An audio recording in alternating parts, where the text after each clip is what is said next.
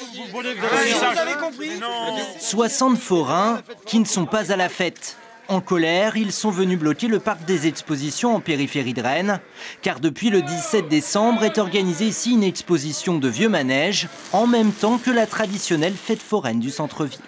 À cette époque-là, il y a la foire de Nice. Vous n'avez pas des forains du sud de la France qui vont essayer de refaire une foire en même temps à la foire de Nice. Ça n'existe pas chez nous.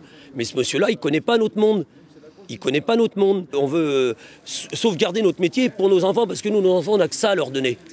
On n'a que ça à leur donner. 3 mois en la fête foraine. Des manèges anciens, rénovés et remis en activité par un passionné de fêtes foraines. Problème, selon les forains du centre-ville, ces manèges ne seraient pas aux normes de sécurité. Mais ce qui les gêne surtout, c'est la concurrence, jugée déloyale. C'est un événement qui n'est absolument pas concurrent, puisque ce sont des manèges anciens où on voit vraiment les papis et les petits-enfants visiter, mais ça fait plutôt effectivement musée. C'est aux antipodes de la fête foraine de l'esplanade du Champ de Mars.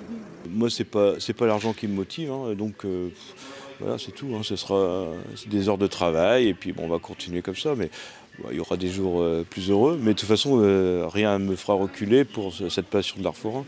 Les forains ont finalement obtenu l'arrêt des manèges anciens. L'exposition restera ouverte au public, mais il faudra vous amuser seulement avec les yeux.